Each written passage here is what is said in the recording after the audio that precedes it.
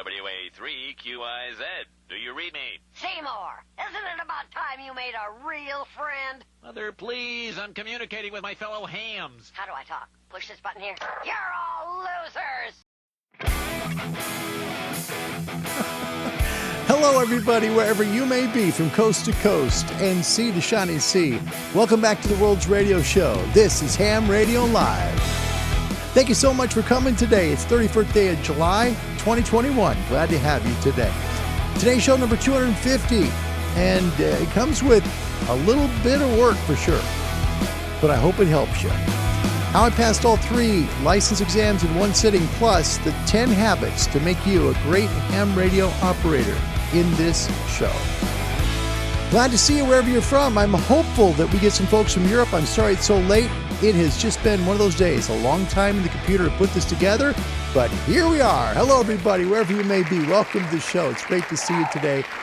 The 31st day of July, you know, it's great because this is like the back-to-back months where we get 31 days. So first one, 31 in July, 31 in August. Before we start, hi, Joe in North Central Washington. His call sign, Alpha Golf 7, X-Ray Hotel. Joe, it's an honor to have you on the show. Thanks for coming, my friend. Good to see you. Andy Cowley, my goodness gracious. All the way in the UK. Oh, man, that makes me thrilled. Someone in Europe is here. This is great. 2 Echo 0, Romeo Echo Echo. Andy, welcome. It's good to see you, buddy. Thank you. Thanks. It's a hard show to do because, you know, it's about me, and I'm not used to that. So I'm going to do my best to do the show right and as well as I can. Keep in mind, this is how I passed all 3 exams in one sitting. It's not going to be perfect, and there's going to be things that other people would do differently, and that's okay. This is just how I did it, and I hope it helps somebody out there. That's the whole purpose here. We're trying to help people get into amateur radio, so that's why we're doing this show. I want to thank Greg. Greg is coming tomorrow to finish the Urban Beam from Step by R. Going to be coming tomorrow with Ray. Both of them coming to help finish the Urban Beam. Big ups for both of them. Thanks for coming. That's a big salmon, too. That's a big salmon, Greg. Also, want to tell you, Steve Deans from Alpha Antennas is going to be coming. He's the owner of the company. He's going to share all about Alpha Antennas, including the new Hex 10. It's going to be at 20 Zulu on Saturday, the 14th day of August. We'd like to help you get an amateur radio.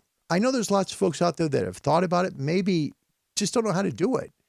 I was one of you guys. I understand. There are many radio clubs out there that can help you. First of all, the American Radio Relay League, find them at www.arl.org. Hit the Contact Us bar. They'll help you out. In Great Britain, the Radio Society of Great Britain, www.rsgb.org. If you're in Canada, the Radio Amateurs of Canada, great group there, and they'll help you get licensed. Find them online at www.rac.ca. In Japan, the Japan Amateur Radio League at www.jarl.org. And in Australia, the Wireless Institute of Australia can be found at www.wia.org. And if you'd like to email the show, have a show suggestion, maybe a question, please don't hesitate. Contact me on Gmail at cqhamradiolive@gmail.com. And if you'd like to help support the channel financially to help us keep the mission going of helping people get licensed and licensed up, please do so if you can. PayPal, myproburbs356@me.com is the right address, or you can hit me up on Patreon at Ham Radio Live. Welcome to the show, everybody. Wow, lots of people. Good to see you guys. It's like, wow, I didn't realize so many people would be here this time of day. Ishmael is here working on a beam antenna and amplifier in a tower, thanks to his government. Well, Ishmael, congratulations. That's great. Juliet 72, India Mike Sierra. It's great to see you. Bob, my brother, courtesy of WIFI. Bob, welcome. It's good to have you here. Thanks. You know how long it's been here. Greg from Iowa, Kilo Fox Zero, Charlie Union Zulu's here. Adesh, welcome back. Wow, it's great to have you back. Wow, this is just so cool. I haven't seen you in a long time. It's great to have you. Hello, Jess. Good to see you as well. His call sign is Whiskey Union 3 Delta. That's Don. Welcome to the show, Don. Great to have you at Ham Radio Live. Thank you. Thank you so much. All right, my friends, we're going to get together and we'll talk about how basically I put this together, how I did all 3 licenses in one sitting. And I'll tell you that the VECs, the VEC at the time said, don't do it. You can't do it. It's never been done. We've never seen it done, yada, yada. You can do it. You can. It just takes a lot of study. It takes a lot of effort. It takes a lot of work. For me, it took a lot of prayer. And that's the first thing I said when I passed was, by God, I can do all things. So I was grateful to get all three. That was the mission, that was the goal, and that was the hope. Let's take a look quickly at the weather powered by ICOM. A1A, you can see it is deathly quiet. There's nothing there. Look at the solar flares from the last 3 days. A little bump later today, but nothing really to talk about. K-index has been up and down.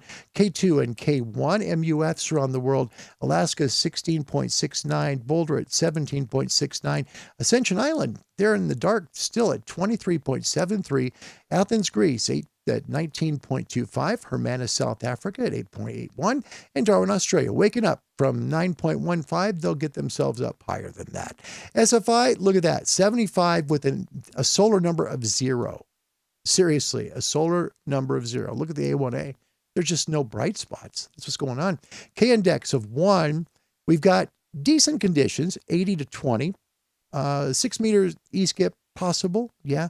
But, keep in mind, it's the time of day and where you are in the world that this is going to matter. And keep an eye, on what's going on with the conditions, because they do change regularly. Cuban jamming into South Florida today, still going on. They have changed some frequencies. 7.105, 7.115, 7.125, 7.130, 7.157, 7.158. Really, it's just like two signals there. 7.165, 7.170, 7.175, and 7.216 megahertz. That one's a big one. It can be heard all the way into Hawaii at night. It's amazing. Forecast for today for shortwave and ham. 20 meters, 17 and 15 on the voice portion for ham, data 30 to 10. Nighttime, ham radio band openings at 160, 80, 75, 60, and 40. They'll be noisy, typical summertime conditions. 100% chance of 20 meters open till approximately just about an hour before midnight tonight. We've got less daylight, therefore less ionization of the atmosphere. Shortwave bands 31, 25, 22, and 19. On your nighttime shortwave, 120, 90, 75, 60, 49, 41, 31, 25, 22, and 19 until around midnight. Great stuff on 19. In fact, you can definitely hear places like Radio Korea, stuff like that. Great signals, by the way, from them. So it's good to see you guys. Again, happy Saturday. Sunday, I know for some folks, sorry we're so late. We've got him here. My goodness gracious, all the way from the German frontier. Ladies and gentlemen. Good, sir. I found your music. From the German frontier, his call sign, Delta Kilo 5, Oscar November Victor. That is Gunter. He's here, and we are so grateful to have him. Welcome to the channel, Gunter, my friend. It's great to have you, man. Thank you. Hi, Dave. Oh, man, thanks. You're welcome. No, thank you. Thank you for the information about the cancer treatment. That was very good.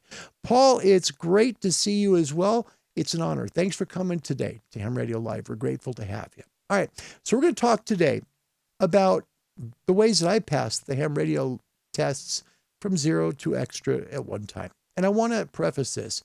This is hard for me to do because it's about me and I don't want it to be bragging. That's not what I'm doing. What I'm trying to do is just tell you, maybe you'll pick up something I did that helps you.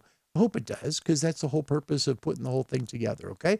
Before we get going, we always do this. It's a trivia question. We'll see who gets it. So far, North America with 10, Europe with 7, and we're going to call it Islands on the Air now, because Ishmael's made his own little segment with 2 from the Caribbean. Question today: in what year did WWV move to Fort Collins, Colorado? Was it A, 1966, B, 1968, C, 1959, or D, 1964? The year WWV moved from Fort Collins, Colorado. To Fort Collins, Colorado. So if you got the answer, let me know. We'll know whose continent is right in the running today and picks up another tabulation on the old continent scoreboard.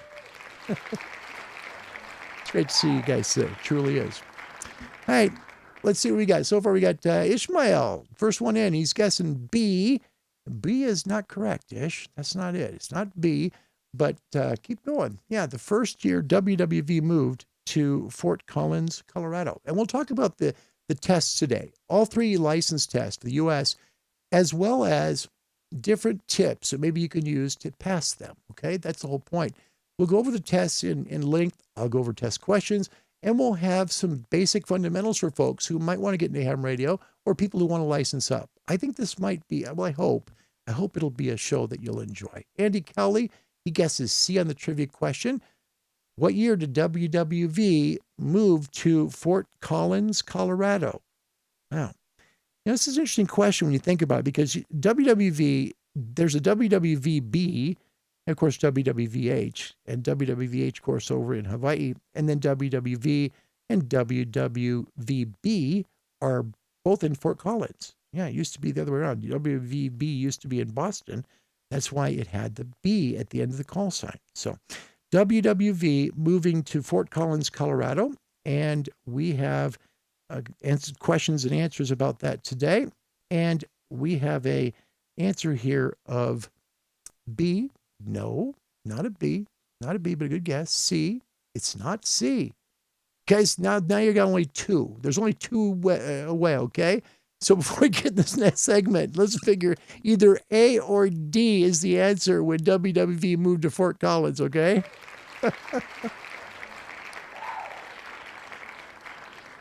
Great signal, too, by the way. Man, you can hear them.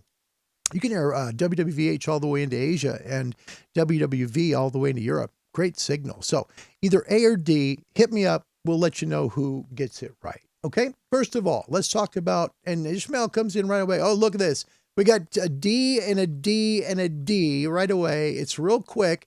They were all three, D, D, D. And you know what's interesting is that's not the right answer. It's actually A. And Andy Cowley got it right for Great Britain. The UK is in it. How about that? So, Europe back in the game. 10-8. Well done, Andy. That's good. Yeah, it was 1966. They originally were talking about moving. In fact, they transmitted in two locations in 66. So in 67 is when they finally made the full switch over to Fort Collins. Great guesses. Good guys. That's good today. Tougher questions than I thought maybe. You guys are usually pretty brilliant on that. All right. Talk about testing. All right. There's lots of ways that you can get your ham radio license and study for them online. For example, there's Ham Radio Prep. That's one of the online courses you can use. ARL has also some distance learning tools you can use. Ham Test Online. This is the one that I used. I was thrilled with it. Worked great for me. Now, my father-in-law didn't work well for him. He actually used hamradioschool.com. It worked well for him. You know, whatever one you use, just get comfortable with it. Most of them will have a free trial. You can try them out, see how well they work for you, and then do your best to learn and learn at your own pace, okay? Your goal is important, I think, to set at the very beginning. What are you trying to accomplish? Do you want to go to the top? Can you go to the top in your country? That's an important question. In the U.S., you can. So if you want to go from nothing to the extra, you're going to have to study really hard. Mine was over 168 hours worth of study, and I worked really hard at that. In fact, commercials for me were YouTube videos about radios. So that's how I kind of cleared my brain out. But let's get to some things you're going to have to know if you're going to try to get your license, whether it be the technician or the foundation in the UK, the general or the mid-level license in the UK, which is called the intermediate, or if you're trying to get amateur extra or the full license in the UK. First of all, schematics, important to know. All right, we'll go over those first. Which symbol in G71 represents a Zener diode? All right. Diodes are always triangles with a point and will connect, okay? By the way, hello to Thor in Minnesota. It's good to see you, as well as our dear friend Scott. It's good to see you too. He says, I regret that I only have... This is too funny. I regret that I only have one like to this live stream, and I was number 4. Thank you, Scott. Kilo Charlie 2, Charlie Alpha Delta. Always makes me laugh. All right. So, Zener diode. All right, this is D, all right? This is number 5 in the example. If you take a look at the schematic, you can see that's a diode, and it has like a lazy Z. That's how I remember it, lazy Z. Let's take a look at what a normal diode looks like. See? There's a normal diode, triangle to a point, right? Zener diode, triangle to a lazy Z, okay? So that's how you can tell those two apart. Here's a regular diode on a schematic, and here is the Zener diode, number 5, okay? Let's take a look at resistors. Resistors typically look like this unless they're variable, and then they'll have a point going into them, all right? There'll be an arrow with a point going into them, right? LED. See, there's a regular diode, and there's a light emitting diode. The difference between the two is arrows coming away, and they'll either be straight or they'll be swirly, but there'll be arrows coming out of the triangle. That's the difference between a regular diode and an LED. Transistors, we always talk about this, remember? Circle with a T, right? That's a transistor. Whenever you see a circle with a line going into it, making a T, that's a transistor. Capacitors, here you go. There they are. Those are polarized, non-polarized, and variable. Typically, we see the polarized and variable on our ham radio tests, okay? Transformers, remember? Pop-Tarts in a toaster. Remember? It looks like the two elements on both sides, the two Pop-Tarts to the toaster. Pop-Tarts in a toaster equal transformer. I'm just telling you how I did it, okay? Inductors. Inductors just look like a whole bunch of bushes to me. I knew that bushes meant inductor. That was just how I did it. Battery was pretty simple. Plus and minus sign. When you see that, you know that's your power. Vacuum tube, pretty easy to take a look if you can kind of take a look at and imagine a cathode and a plate there, right? And then the screen and control grids are right in the middle. So circle without the T, that's important to remember when you're looking at a tube, right? But it's going to have a top plate and a bottom cathode with some lines in the center, right? Your grounds are always going to be like this. They'll either look like forks or like arrows. That's how they work. ICs are just simple rectangles. That's an integrated circuit, all right? And remember, antennas always look like a kite. They're flying a kite. So keep schematics. Try and remember them as best you can. Put some sort of a connection in your head to what they look like and how you can remember them. You'll have some on your test. You'll have some of that. Now, how does ham radio work? Works off the ionosphere. That's how we do things, unless we're working VHF or UHF. Okay, that's the exception. But for the HF bands, we use the ionosphere, right? And in the daytime, we have 4 layers. The D layer, which is the most charged, it's the closest to the Earth, has the most amount of charge to it, followed by the E, F1, and F2 layers. At night, the D layer completely disappears. It's gone. Then we have the E and the F1 and F2 combined to form one layer. That's how it works on the nighttime side of the Earth, okay? So the D layer, what it does is it's going to absorb signals about 7 megahertz, so about 40 meters to 160, okay? Those are going to be attenuated significantly. They'll still work. They just won't go nearly as far as they do at night because the D layer absorbs them. It's just what they do. There is a thing called E-skip. Now this is, think of like thunder clouds, but they're in the ionosphere. They're highly charged clouds of ions that form, and you can't see them obviously because they're ions, but they're within the E layer of the ionosphere, and they form, and your signal hits them, and they can go farther. This is a great example of how E-skip works, okay? Frequencies. When we talk about the D layer absorbing things, all right? When we're on lower frequencies, we have a longer wavelength. Remember, the higher the frequency, the shorter the wavelengths are. So when the lower frequencies hit the D layer, there's so much absorbed by the ionosphere that they don't go as far. This is the reason why. But when you get up to like 20 meters, the wavelength gets smaller and it can punch right through the D layer and hit the E and the F layer. That's why that works that way, right? When we get to CW and AM and bandwidth, it's really important that you understand exactly the difference between them. Okay, there's a huge difference between digital modes and FM, especially in bandwidth. There's just a humongous difference. For folks in ham radio, this is all known. They all know it. But there's people that want to license up and people that want to get licensed. That's why we're doing this segment, okay? CW, first of all, is not the narrowest. The narrowest would be your digital modes like, JT65, FT8, FT4. But CW, you can take a look there. Usually, it's right about 50 hertz. It's not very wide. It goes a long ways too. It's very efficient use of a radio. CW. It just goes a great distance with very little bandwidth. Then you get up to sidebands, all right? Lower sideband, your frequency, wherever you're at on your radio, or if you're on lower sideband, goes down roughly 3 kilohertz. That's the way that the test will read here in the US, 3 kilohertz. So it's going to go down 3. Upper sideband will go up 3. Remember the difference, okay? Sideband is used because it makes more efficient use of our transmissions. Our transmissions don't have to have so much bandwidth in them that they won't go as far. Sideband can actually make the signal go farther and use less energy. It's much more efficient. So that's why we use sideband. The difference is to know where we use lower and where we use upper. A good barometer is 10 megahertz. Say so right where WWV is or WWVH if you're in the islands are, okay, right there at 10 megahertz. Anywhere lower than that, you're on lower sideband. Anything above that, you're on upper sideband. That was something that helped me greatly. Now, there's one exception, that's 60 meters. 60 meters gives you upper sideband. The military was the first people to use that band, and that's how they did it with upper sideband. That's why we use it today that way, is upper. So it's the only exception below 10 megahertz that we use upper sideband. The rest, that's 160, 75, 80, 40 are going to be lower sideband. All right. So again, sideband looks like this. So you're using less bandwidth, but you're able to still make the call, right? It's a far significant difference in AM.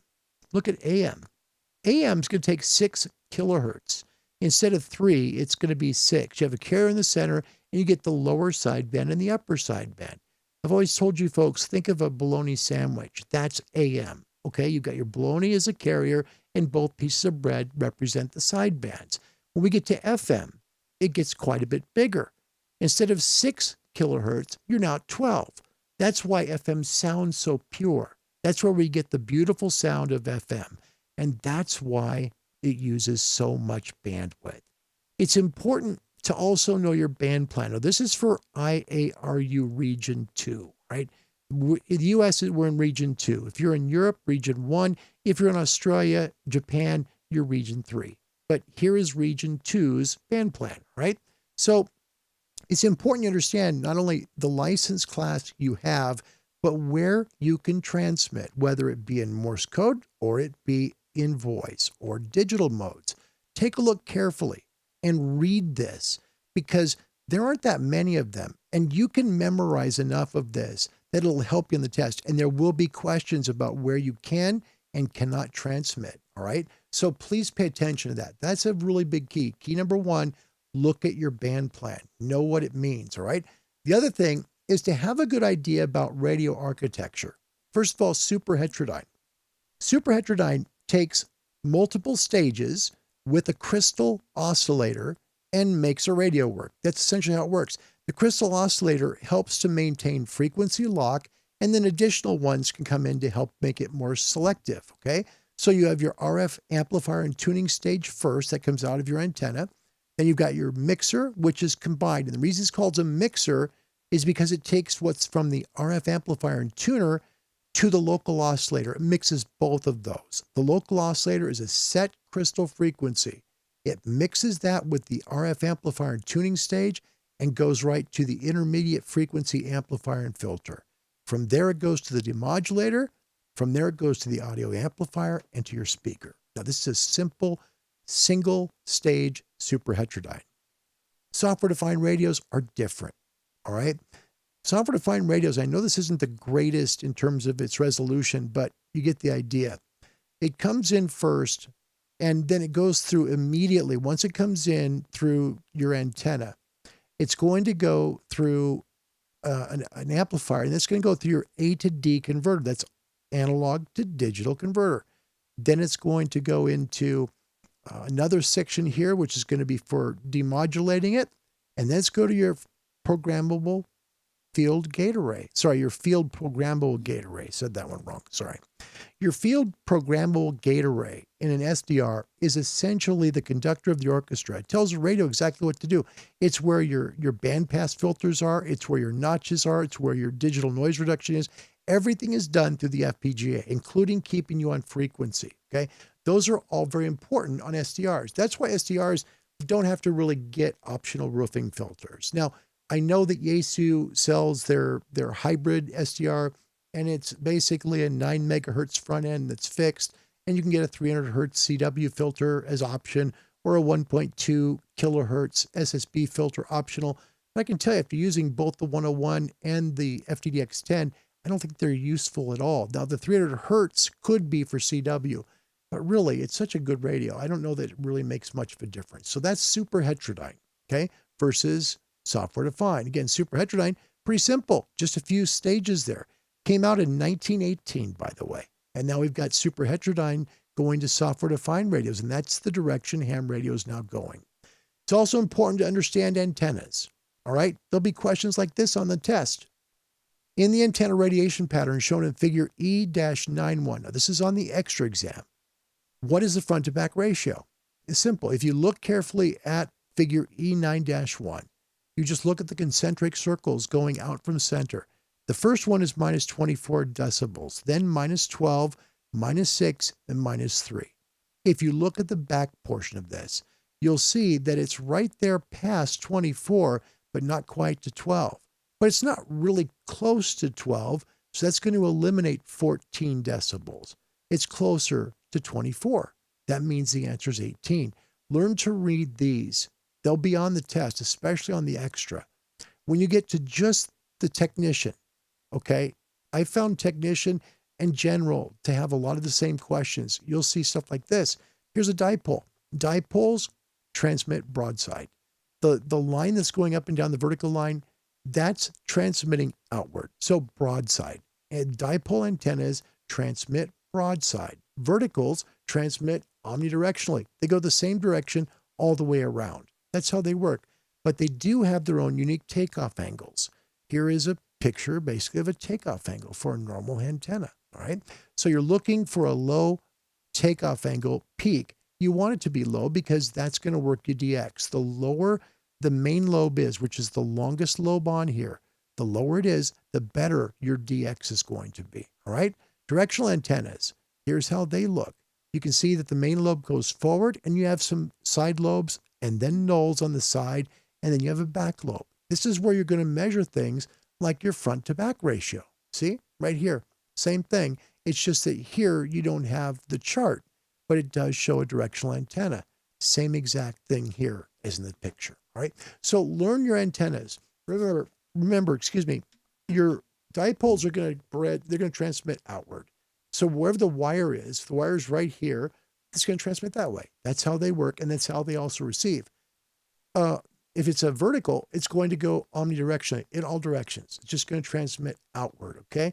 Hopefully with a low takeoff angle. It's also going to hear noise from all directions too. It's a very noisy antenna. If you're using a directional, the nice thing about directionals is you can point the signal the way you want it to go, but you also will hear better that direction as well. That's the advantage of having a directional antenna. When you get to the extra, one of the things they'll start pushing is the Smith chart. And this looks like a nightmare, I'm sure, to most people. Let me try and help you understand this a little better, all right? We're going to answer some questions on this so I can help you a little bit with this right here, because this looks like a nightmare, okay? Which of the following is often determined using a Smith chart? Now, these are old ways to determine impedance and SWR values in transmission lines. That's it, okay? So this is how we determined SWR in the past before we had, antenna analyzers.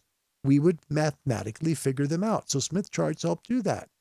What type of coordinate system is used in a Smith chart? Resistance circles and reactance arcs. That's an answer that you need for the test. Okay, this is on the extra. So what type of coordinate system is used in a Smith chart? B, resistance circles and reactance arcs. The circles are resistance. Remember that. The circles are resistance. The arcs are reactance. All right? What are the two families of circles and arcs? Resistance and reactance. All right. What type of chart is shown in figure E-9? See, 9-3. Here it is. This is it simplified. This is a Smith chart. So it's going to look like this on the test. That's what you're going to see. You're not going to have to worry about seeing this. You're going to see something that looks more like this. Okay, so don't worry about that. All right, next question. On the Smith chart shown in figure E9-3, what is the only straight line shown? We talked about the arcs and the circles, but the straight line is the resistance axis. Okay, so straight line is the resistance axis. Okay, the large outer circle on the end is the reactance axis, and it's a Smith chart, okay? But the families of circles and arcs that make it up are resistance and reactance.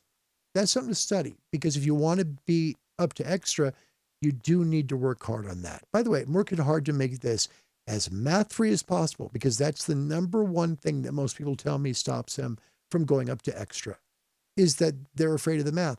Don't be afraid of the math. There's hardly any math on the test anyway. And you can miss, 9 on the first two, and then on the last one, you can miss 13. So you don't have to worry about it. 35 questions for the technician, 35 for the general, 50 for the extra. You need a 74. You pass it, you're good. There are also questions regarding rules, okay? This starts with technician. You need to know the rules. Okay, so these are the laws basically from the FCC. What is proof of possession of an FCC-issued licensed operator primary grant? So your license. The answer is the control operator's operator/primary station license must appear in the FCC ULS Consolidated License Database. Okay. What that means is it just got to show up on the FCC webpage. That's it. It's your name and call sign. When you get it, will show up on the webpage. You'll receive it long before you receive your license. However, now they're emailing licenses, so you might receive it same day. It's one of those things. But once it's in the database, you can transmit, okay? Transmitting, by the way, what about codes, all right? When is it permissible to transmit messages encoded to hide their meaning? Now, there are different ways that you see this question word on the test, and we're going to go through a few of them, okay? Only when transmitting control commands to space stations or radio-controlled craft. That's when you can encode messages, because you're just controlling a thing. You're not talking to a person. All right, look at this one. What's the FCC Part 97 definition of a space station? All right, it's got to be more than 50 kilometers above the Earth's surface. If you're below 50, you're an Earth station. It's simple. It's just one or the other. Another thing is RF exposure, and this has gotten real important. As of May 3rd, they've asked us to start doing evaluations for maximum permissible exposure limits to our neighbors. So this is important to know. Which of the following is an acceptable method to determine that your station complies with FCC RF exposure regulations? It's all of these choices, okay?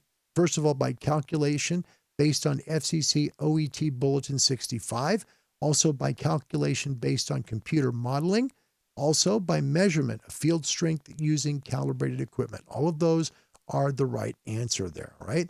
For RF exposure, again, you can see this is in the general portion. Take a look at the first one. You see the first part right by the 3 at the top left?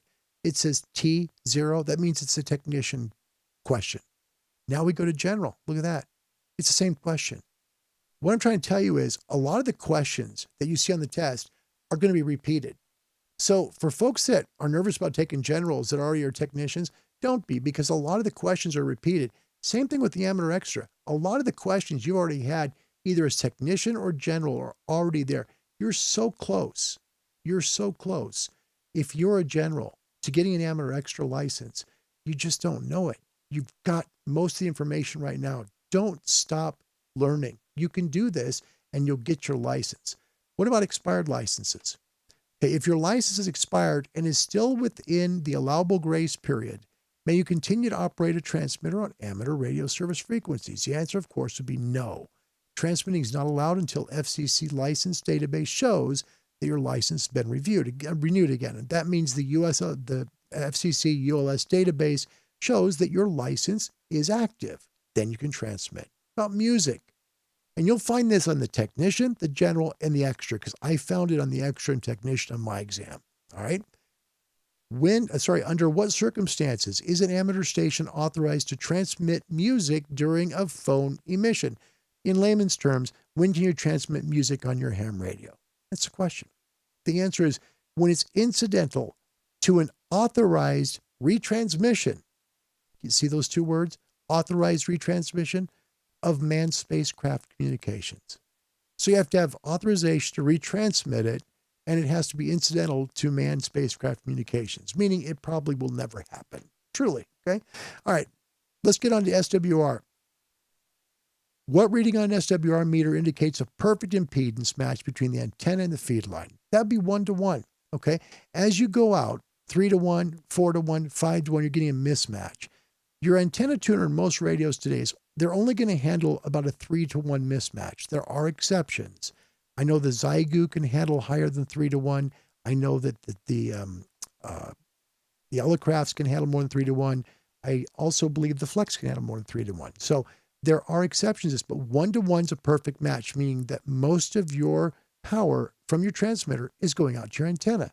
Some of it still is going to be lost in the feed line, but you'll get most of your power out. That's important. Now, next question. What is the formula you use to calculate electrical power in a DC circuit? This is very important for you to remember. Very important. It's a triangle. Put power at the top, put a line in the middle of the triangle, and a line down. And then in one corner of the bottom of the triangle, put an E. On the other end, put an I. Power equals voltage multiplied by current. Okay?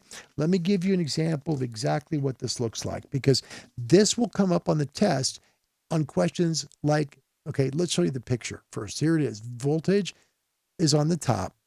Current is there on the bottom left. Resistance on the right. Okay? It comes up in questions like this. What is the current through a 100 ohm resistor connected across 200 volts? Right? So you want current, right? So we go here. Current is I. So we would multiply voltage times resistance. That's how, we would multiply voltage by resistance. So in this question, 100 divided by 200 equals 2. That's how we get the answer, because we use the pyramid. Remember this pyramid. It's a simple thing to remember, and this will help you pass the test, right? Wavelength. How does a wavelength of a radio wave relate to its frequency? The wavelength gets shorter as the frequency increases. That's truth. And that's the reason why the D layer absorbs 40 meters, 80, 75, and 160. The wavelengths are too long. So as it gets shorter, they pierce right through it. So, and by the way, your MPE limits will also increase as your wavelengths get shorter. They will. They'll get to be much different. All right. Next question. When do the FCC rules not apply to the operation of an amateur station? This one's simple. Never. FCC rules always apply. Okay, what about expired licenses? Okay, we talked about that. It's got to be in the FCC database. Now we need to talk about something that you absolutely should know, and they're easy to remember. And I'll help you with some little tips that I use, and maybe you can use them too. Okay, which Q signal indicates that you're receiving interference from another station? QRM. QR man-made. All right? QR man-made. Easy to remember. Let's look at Q codes. All right. QRL is the frequency busy. All right. QRM, abbreviation for interference from other signals. That means other stations are interfering with you. QR man-made. All right. What about atmospheric noise? That's QRN, abbreviation for interference from natural or man-made static. Okay. The actual answer is from environmental noise. So QR, environmental noise. QRO, Q reduced power. Okay, so Q increased power. When you go QRO, remember QR out of here. That means amplified. That means big signal. QRP means Q reduced power. Q reduced power. QRP, that's running low power. All right? QRS, you'll find that in the test. Q receive slower. Remember it that way. Q receive slower. What it means is, shall I send more slowly in Morse code or send more slowly back? That's what it means. QRT, right? This one was easy for me. Quit. It almost looks like the word quit. QRT, quit. All right? Shall I stop sending? QR terminate. That's how I remembered it. All right? QRV. We don't use that very much, but they do in Morse code. Are you ready? Or I am ready. Okay? QRZ, who's calling me? Okay? There's little ways you can use these things, okay? And remember them for you, okay? QSO, abbreviation for a contact, okay? Simple to remember. QSY, changing frequencies, okay? QTH, I remember this one as QT home. That's how I remember it, QT home. What's your location? That was it. So remember your Q codes. You'll need these, and they will help you on all three levels of the test, all right? Another Another one that comes up a lot, and this will come up on the tech, general, and the extra, has to do with third parties. Okay. And third party means a foreign country that we might not have an agreement with to make amateur calls with. And you'll find this again on all three tests. Which of the following restrictions apply when a non-licensed person is allowed to speak to a foreign station using a station under the control of a technician class operator? All right.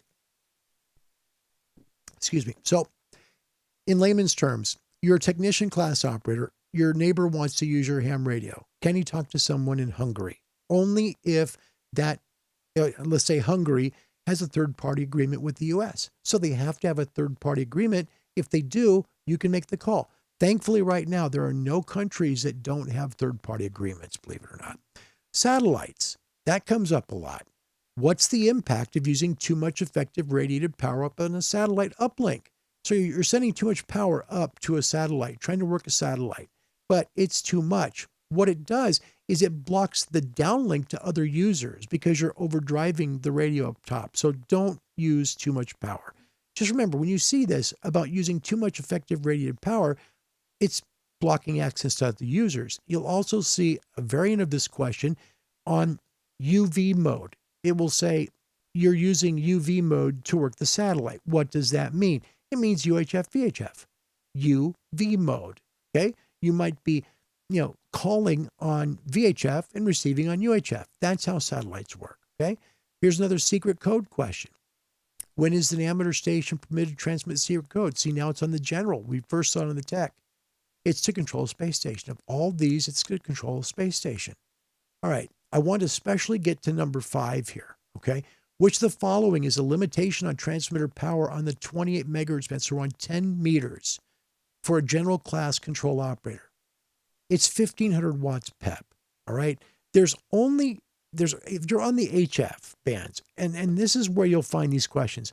On the HF bands, there are 2 frequencies you worry about in terms of maximum power at 60 and 30 meters. Both of them are going to be limited. Okay. You can't use 1500 watts on 60 and you can't use 1500 watts on 30. Okay.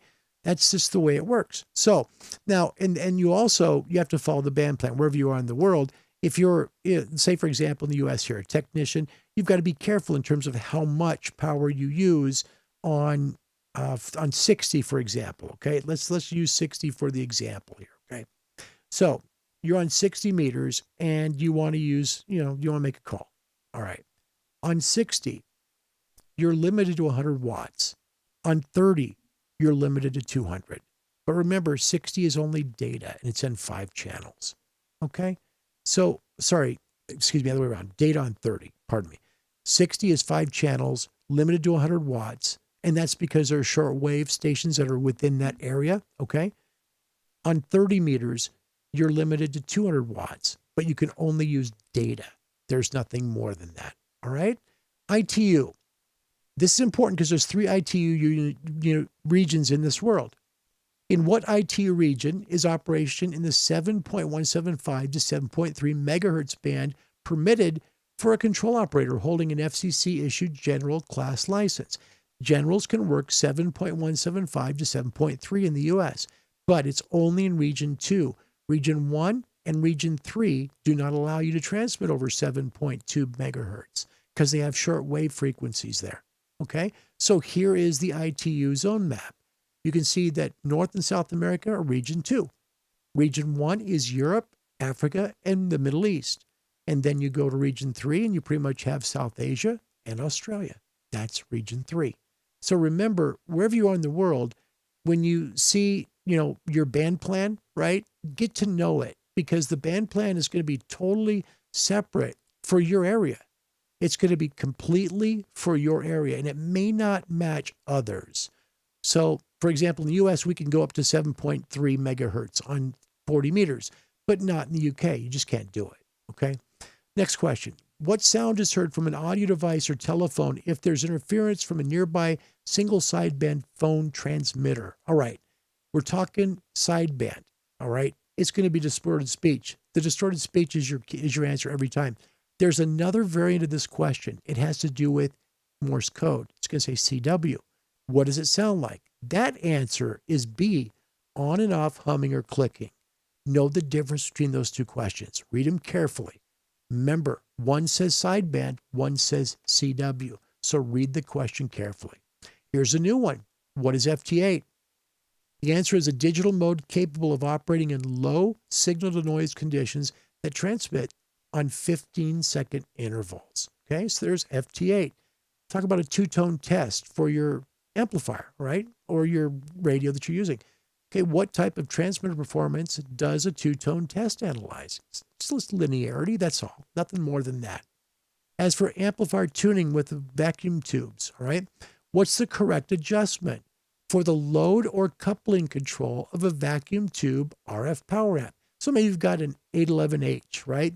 And you want to tune it up. You've got to tune up to be able to transmit on frequency. The answer is maximum power output without exceeding maximum allowable plate current. And there's a caveat here.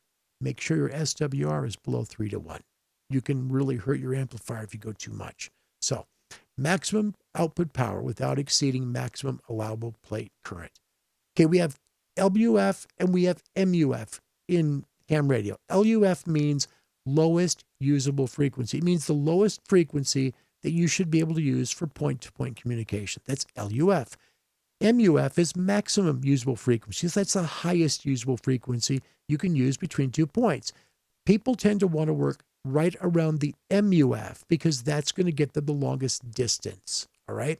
So question 14 up here in the general, what usually happens to radio waves with frequencies below the LUF or lowest usable frequency? The answer is they're completely absorbed by the ionosphere. These are where the D layer of the ionosphere becomes a vacuum cleaner for your ham radio transmission. Literally, that's what happens. Okay. Next, what is near vertical incidence skywave NVIS propagation? Okay.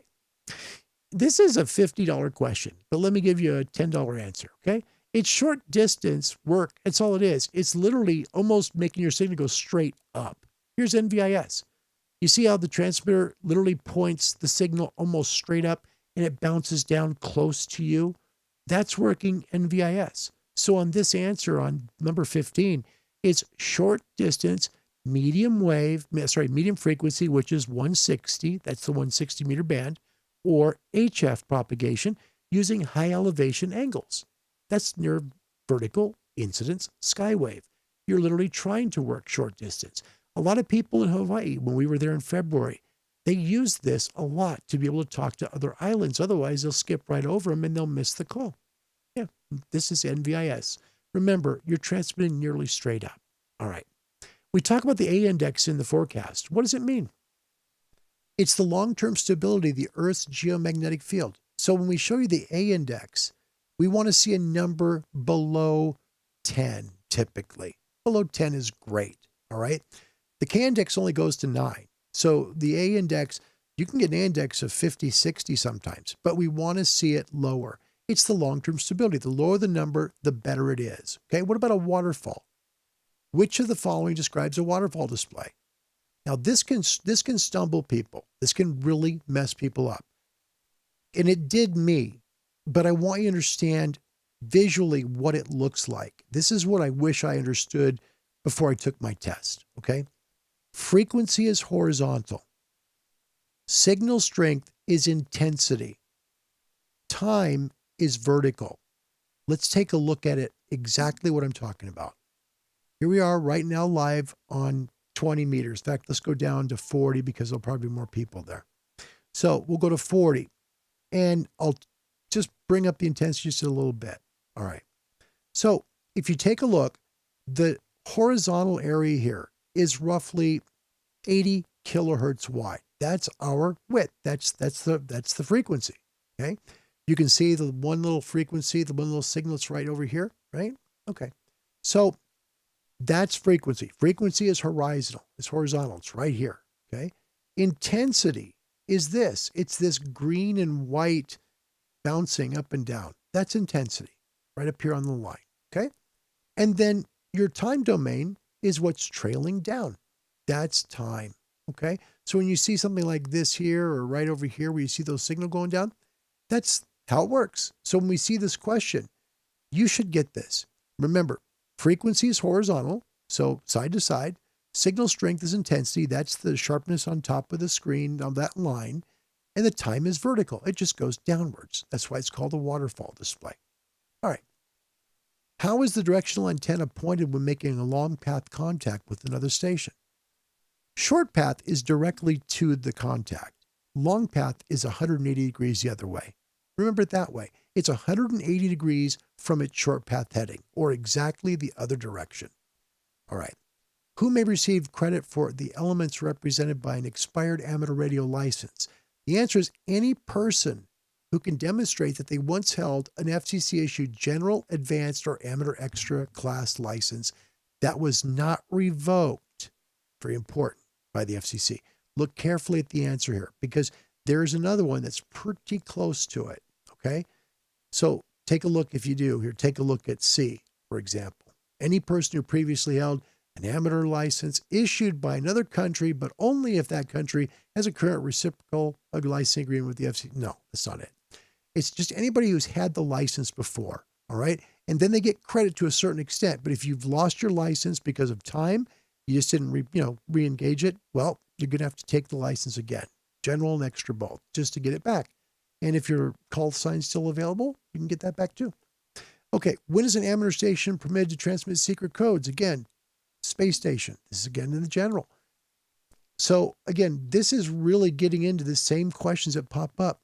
Next question, general. How close to the upper edge of the 20-meter general class band should your displayed carrier frequency be when using 3 kilohertz wide upper sideband?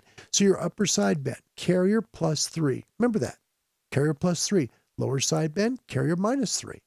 And technically, it's not really a carrier because we're not on AM, but we'll play along. The answer is at least 3 kilohertz below the edge of the band. So if you're on upper sideband on 40 meters, the top of 40, on 20 meters, pardon me. If you're at the top of 20 meters and you're having a good old day in transmitting, you got to be at 14.47, excuse me. 14.4, sorry, correct that, sorry. 14.347, because the end of the band is at 14.350. So 14.347 for sideband is as far as you can go. That's it, 3 kilohertz below the edge of the band. They'll ask you about solar, okay? Solar, remember, is photovoltaic conversion. That's how it works. Photovoltaic conversion. It's a $100 answer. Remember that. But when they get to wind, they tell you that wind is a disadvantage because you need a large energy storage system to supply power when the wind's not blowing. Okay, so the question, which of the following is a disadvantage of using wind as the primary source of power for emergency station? It's just that wind is not as reliable. Just remember it that way. You need a large storage system, meaning a lot of batteries, to supply enough power when the wind is not blowing. Okay. LED, which of the following is advantage of an LED indicator compared to an incandescent one? All these choices are correct. They're lower in power consumption, faster response time, and they have longer life. Just remember that for an LED. All right. When you're using packet radio, there are different codes that come in packet radio. One of them is ARQ. I always remembered this, that ARQ means I didn't get it. Okay. AR question mark. That's how I remembered it. AR question mark. The answer here, it says, how does the receiving station respond to an ARQ data mode code packet containing errors? So if you're using packet and you get an ARQ message, what does it mean? It's telling you that it requests the packet be retransmitted. It hasn't been received properly. So ARQ wants you to correct the errors, retransmit the packet. Okay, that's part of the forward error correction that's good with packet radio. All right. What does front to back ratio mean in terms of a Yagi antenna? We talked about it earlier. It's the power radiated in the major radiated lobe compared to the power radiated in exactly the opposite direction. In layman's terms, it's the power going forward versus the power going backward. That's really it. Okay. Next, what is the primary purpose of antenna traps? Think of antenna traps and multiband antenna as being cousins, and you've got the answer right every time. Antenna traps are there to help, like a vertical antenna, be on multiple frequencies. Okay, here's a little example of what it looks like. There are little black traps between each segment of this vertical antenna. That's antenna traps. That's what they do. They help the antenna to be able to work on multiple frequencies. All right. Now, you got a lot of information so far. And I'm not trying to mess anybody up with a whole bunch of stuff, but we're going to get into transistors because this is where the extra starts to really come in. This is where knowing more is more. Okay? This is where it's going to help you. The first part gets into transistors. What is a truth table? It's a list of inputs and corresponding outputs for a digital device. Okay? Now, what is a bistable current? How I remember this, bi is 2. Flip-flop, you wear 2 of them. Flip-flops. I remember bistable and flip-flops together because bi meant 2. Flip-flops, you have 2 of them when you wear them. That's how I did it. This one's easy when you're talking about integrated circuit. What's the function of a decade counter digital integrated circuit? The answer is it produces 1 output pulse for every 10 input pulses. Makes sense, right? Decade counter, it'll produce 1 output for every 10 inputs. That's what that is. Now, what about this? Which of the following can divide the frequency of a pulse train by 2? A flip-flop. There it is again. So flip-flop and pulse train, same thing. I always remembered it that way. It's kind of weird. How many flip-flops are required to divide a signal frequency by 4? You already know there's 2. Now you need 4, right? So divide a signal frequency by 4 is 2. That's it. Flip-flops are 2. If you have one at 4, you divide by 2. There you go. You got 2 as your answer. Next is on gates. There are different kinds of transistor gates, and they give them to you. If you look at how they're worded, they give them to you. Okay? Let's take a look at these examples. What logical operation does a NAND gate perform? So an N and gate. All right. It produces logic 0 at its output only when all inputs are logic 1. So how I remember this was 0 if both are 1, and 1 and the other are 1. It's 0.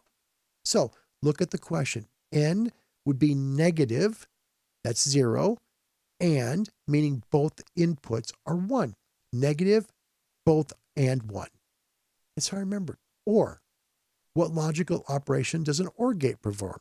Okay, it's going to produce logic 1 if its output, if any or all outputs are logic 1. So an OR gate is going to work differently than a NAND gate because you don't see a 0 here. Remember, no negative, it's positive. It produces logic 1, which is positive, at its output if any or all inputs are logic 1. So 1 or the other, and you have positive. It's 1. Okay? On the opposite side is a NOR gate. What logical operation is performed by an exclusive NOR gate? Now we're talking about negative. So again, 0. You see the N? It's a 0. Negative. It produces logic 0 at its output if any single input is logic 1. So if 1 or the other is 1, you have a negative, you have a 0. That's a NOR gate. Okay? Positive logic. What type of logic defines 0 as a high voltage? That is negative logic. Remember we talked about NAND and NOR, both these questions? They both start with an N, right? 0. Both have the zeros there. That's why when we talk about positive logic, this isn't it. This is negative logic because 0 is the high voltage. So it's negative. Those N's help with those questions, I hope. Okay? Positive logic. What about that? What type of logic defines 1 as a high voltage? That's positive logic. See the difference? Negative logic here, when 0 is a high voltage. Positive logic here, if 1 is a high voltage. You only have 1 or 0. That's all you get. So when you're dealing with the transistors and you're dealing with that type of logic, just remember, those things are going to help you, and those are going to be on the extra exam. You'll get at least one of them, I promise, all right? Next, what's the primary function of an external earth connection or earth ground rod? It is for lightning protection. That's it. That's it. Lower sideband. See, here it is on the extra. So, I mean, this is a technician question on the extra. Okay. When using a transceiver that displays a carrier frequency of phone signals, so we're at 3 kilohertz, which of the following displayed frequencies represents the lowest frequency at which a properly adjusted lower sideband emission will be totally within the band? The answer is 3 kilohertz above the lower band edge. So if you are on the extra, let's say exactly you're an extra, 7.125 is the lower band edge for us here in the US.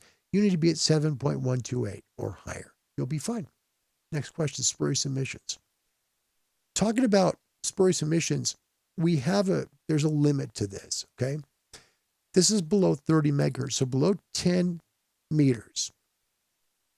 What is the permitted mean power of any spurious emission relative to the mean power of the fundamental emission? So spurious versus fundamental emission from a station transmitter or external RF amplifier installed after January 3rd, 2003. Anyway, and transmitting on a frequency below 10 meters. All right. 43 dB below. Just remember 43 dB is the mean power of a spurious emission relative to its fundamental emission. How I remembered this, 30 was the closest number in these answers was 43. 43 is the closest to 30.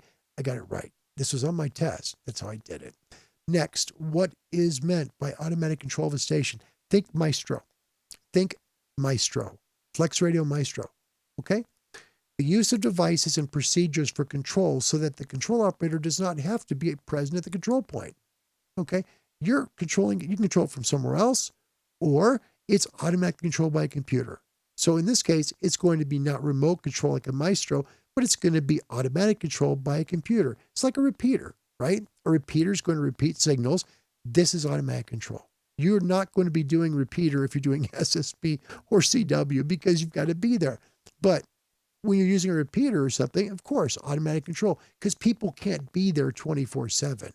That's why it's the use of devices and procedures for control so that the control operator doesn't have to be present there, because everybody needs a break. So think of automatic control as a repeater. And I said this wrong to begin with. Please forgive me. Think of remote control as a Maestro. Okay? A Maestro remote controls a flex radio from another place, but can still use all the features of it. That's the difference. Automatic control, think of a repeater. Remote control, think of a flex Maestro. You'll be fine. Satellite mode. We talked about this before. What is meant by the term mode as applied to an amateur radio satellite? The answer is a satellite's uplink and downlink frequency bands, typically UV, meaning UHF, VHF. All right, next question. Amateur stations. This will be on one of your test questions, I bet. Amateur stations may not transmit in which of the following frequency segments if they're located in the contiguous 48 states and north of line A. Now, this is way up, right? So we're in UHF, but this is 420 megahertz to 430 megahertz. Here are the lines, and I know it doesn't have great resolution. Again, I'm sorry. Line A is pretty much parallel to the northern border of our country. Line B for Canada is just south. Okay, I'm sorry, just north of the U.S.-Canadian border. Then you've got line D, which goes from, northwest Canada, and line C, which goes out of Alaska. It's the same for them too. This is the same answer for either one of them. 420 megahertz to 430 megahertz. Just think UHF, 420, 430, and you've got this one. You really do. You really do. Self-spotting. This is when somebody's in a contest and they want calls. So they're going to put themselves on a spy network like DX Heat or something like that. They're going to put themselves there, which is illegal because that's literally telling people where you are to get points, to make your calls, right? To make your scores go higher. So which of the following best describes the term self-spotting in regards to HF contest operating? The answer is A, the generally prohibitive practice of posting one's own call sign and frequency on the spotting network. Okay, whether you're using, DX Heat, or perhaps you're using FL Digi, you could be using any one of these major programs that will show you a spotting network, okay? N1MM. You can't self-spot. It's against the rules, okay? SSTV, what about audio that goes with that video, okay? They require an frequency modulated subcarrier, so an FM subcarrier, a separate VHF or UHF audio link, and they also require a frequency modulator of the video carrier, okay? So when you're using amateur fast scan television, the common method of transmitting the accompanying audio is all three of these things. Just remember, the answer is all of these things help make the accompanying audio work with your video, okay? And we haven't talked about automobile, nothing about mobile. Here's a question for mobile folks. And there's another one. Look for the answer brute force. If you see brute force, that's the answer. It is. When it's about connecting leads. The question, how can conducted and radiated noise caused by an automobile alternator be suppressed? The answer is D, by connecting the radio's power leads directly to the battery, and again, as short as possible, okay? Short connections, as well as by installing coaxial capacitors in line with the alternator leads. That's for filtration, all right? So you want the contacts to be short. Remember that too. But just contact the power leads directly to the battery. Short leads, remember? And install coaxial capacitors in line with the alternator leads. That'll help you avoid the whine of an engine, okay? Voltage current. And remember the other one here, when we get to the auto, okay, you'll see about, something used for noise suppression. It's going to be brute force filter. Look for that answer. You'll have it. All right. What is the phase relationship between current through and voltage across a series resonant circuit? At resonance. See, they say the word resonance twice. If they say it twice, just know the voltage and current are in phase. Okay? See what it says. The voltage across a series resonant circuit at resonance. That means everything's perfect. Voltage and current are perfectly in phase. You're good. All right. There's other types of charts we have, and you'll see this on the extra. Okay? What coordinate system is often used to display the resistive, inductive, and or capacitive reactance components of impedance? Now, you may think we covered this before when we talked about the Smith chart. No, this is rectangular coordinates. Let me show you what they look like. They look like this. Okay, and this is where an online tutor or distance learning can really help you, okay? Which point in figure E51 best represents the impedance of a series circuit consisting of a 300 ohm resistor and an 18 microhenry inductor at 3.505 megahertz? The answer is 0.3. Okay, these are rectangular coordinates, okay? They're not, now look at the other answers. They give you Maidenhead grid, Faraday grid, elliptical coordinates, or rectangular coordinates, okay? Here's what elliptical coordinates look like. Just so you understand, that's the difference. Rectangular coordinates look like this, up in the blue, okay? If you're looking at Maidenhead grid, okay, or sorry, Faraday grid, looks like this. That's Faraday grid. It's a map, okay? So when we get to this question, remember, you're not looking for something that's look like a map. It's going to be a rectangle. So it's going to look just like this, and you'll have it. Every single time you'll have it. Here's one that I used a word that's in this question to give me the question right, and I got this question on the test. What is the function of hysteresis in a comparator? Okay? What's the function of hysteresis in a comparator? I looked at hysteresis like hysterical, okay? Like out of control, okay? Think of out of control and unstable. They match. That's how I got it, okay? Hysteresis, unstable. That's how I did it.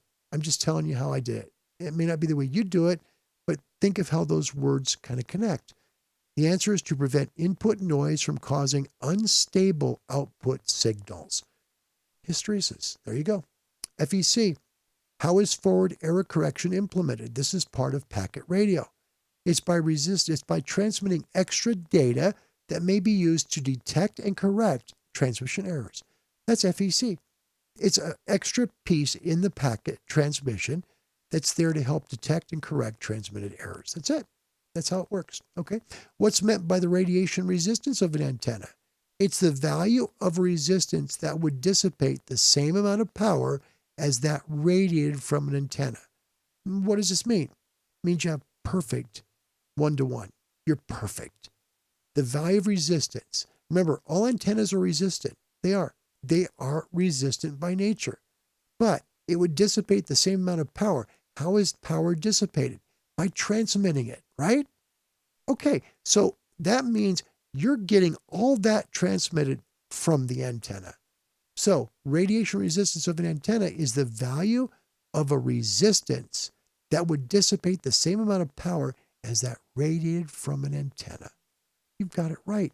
Just remember what radiation resistance of an antenna is, and you'll have this every single time. There's little ways you can do tricks, and whether it's your way or a different way or maybe some of mine, that's help. And I hope it does help you. I've got a few more that I want to give you before I go. And this is something that I wrote up and I thought hard on. I really did. I haven't been a ham forever. You know that. I've been in DX a long time, much longer than most people know. It'll be 50 years next year. So I've been in radio a long, long time. And there's some things I've picked up that I'd like to pass along with you that I hope help you. I believe they're the 10 habits to pick up to become an excellent ham radio operator. Let me give those to you before we close. The 10 habits of being a great ham radio operator. Habit number 1, take the time to learn and grow. Learn about everything you can to get better. Read the instruction manual for your radio. Start there. Learn and grow in the hobby. The more you learn, the more you're going to grow naturally. Don't be afraid of learning more. Don't put it off.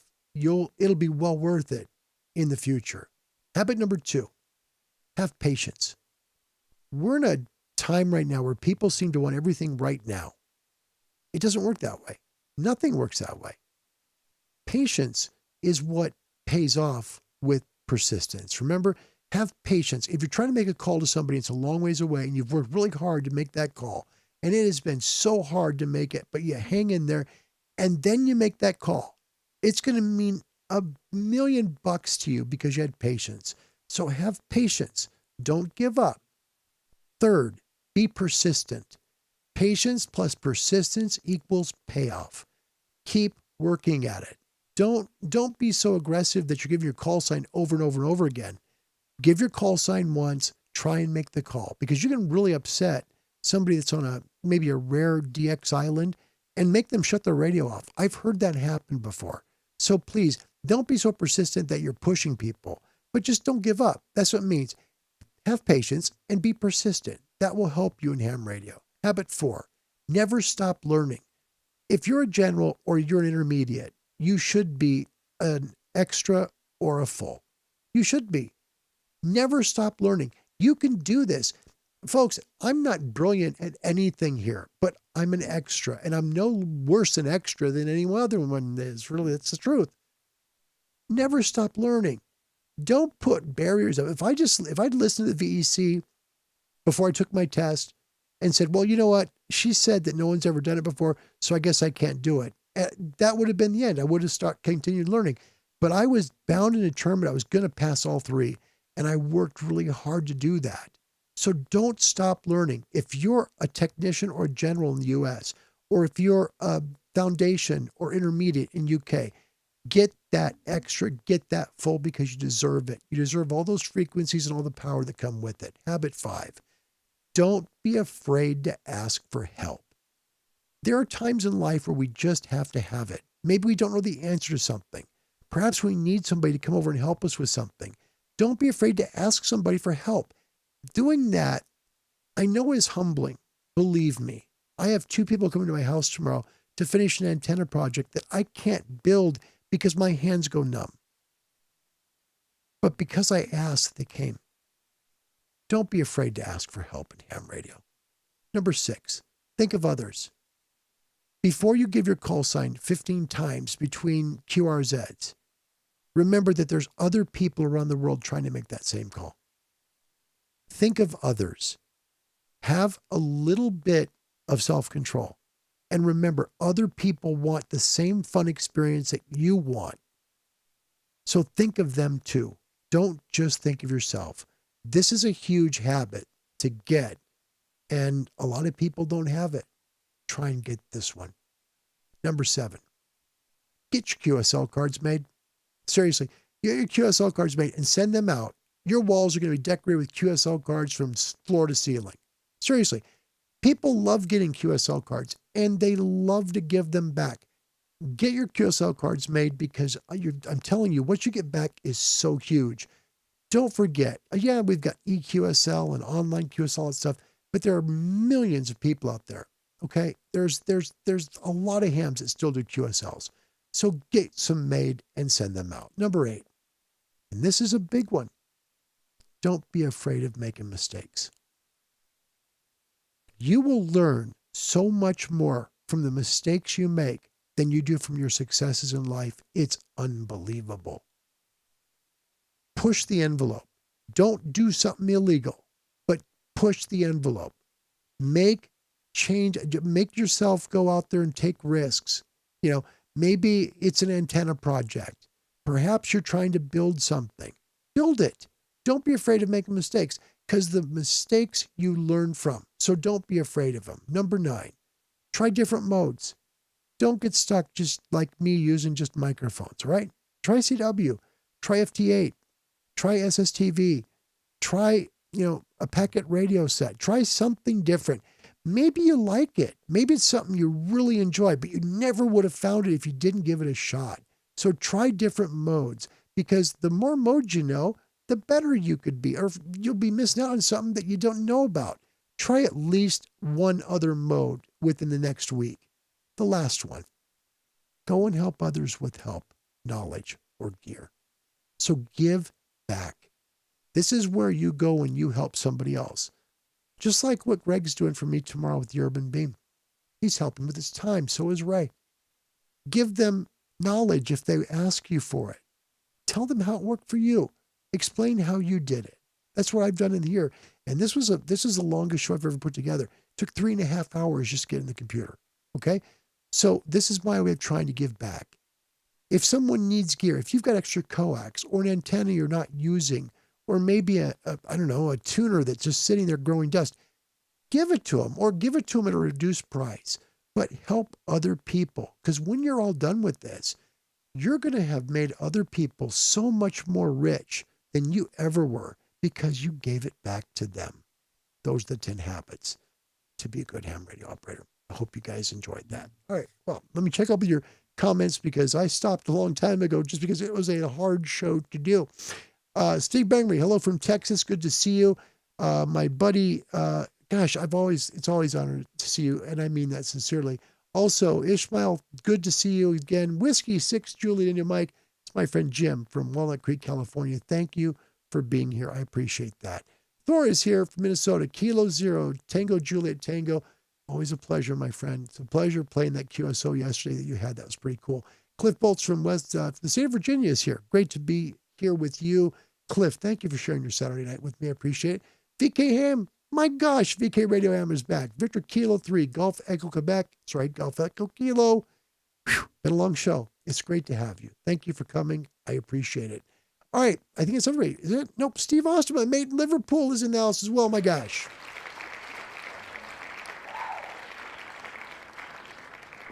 Wow. Steve, it's great to see you. Thank you very, very much for coming. It's an honor to have you. That's my mate from Liverpool, England. Mike 7, Bravo Yankee Foxtrot. Great to have you, Steve. Thanks for being here this evening. November 6th, Romeo India Sierra from Berkeley, California. Welcome. It's good to have you here. Thank you for coming, as well as everybody else has come here for today. I appreciate you coming to the channel. Hardest show I've ever done because it truly was a lot about me, and I didn't like that part. But I hope it helps somebody that helps you out. John Hummel Newell, our guy that got the answer yesterday on the trivia question, Victor Echo 5, Juliet Hotel November. Welcome from Saskatchewan. Good to see you as well. All right. I think that's everybody. No, JUJ, good to see you. Good to see you, my friend. As always, it's great to see you. And also, David Bernstedt, thank you very much for your kindness. His call sign, Kilo India 5, Juliet Whiskey Delta from New Orleans, Louisiana. Thank you, Dave. Thank you. All right, guys, we're going to close it because I'm out of voice, but by gosh, we got her done, 2:50, and I'm grateful. It has been an honor and privilege to do the show. Thank you for coming today. Please subscribe if you would. That would be great. And also know this was hard for me personally to do because I don't want to make this about me. It was just how I did it. I used a lot of little words and little things to remember little things by, like schematics and the Q codes and stuff like that. And believe me, if you're not good at math, there's not that many math questions. You'll get 2, maybe 3 on a test, and that's it. You will get more than 2 or 3. Don't worry about that stuff. You can pass this. The step is you got to take it. Until next time, from Oregon, my name's Larry. My call sign is Kilo 7 Hotel November. God bless you all. Until next time, goodbye, everybody. This is WGN Television, Channel 9 in Chicago, owned and operated by WGN Continental Broadcasting Company, a wholly owned subsidiary of Tribune Company, coming to you from the top of the John Hancock Building. This seal of good practice is WGN Television's pledge to present the finest possible programs of entertainment, information, and education to our community. It identifies Channel 9 as a subscriber to the television code of the National Association of Broadcasters. All rights and programs telecast by this station are reserved. These programs may be received in places where no cover, admission, entertainment, or mechanical operating charges are made, but no program may be used or reproduced in any other manner. We invite you to join us again a bit later this morning here on Channel 9. Until then, this is George Bauer and the entire staff of WGN Television bidding you all a very happy new year.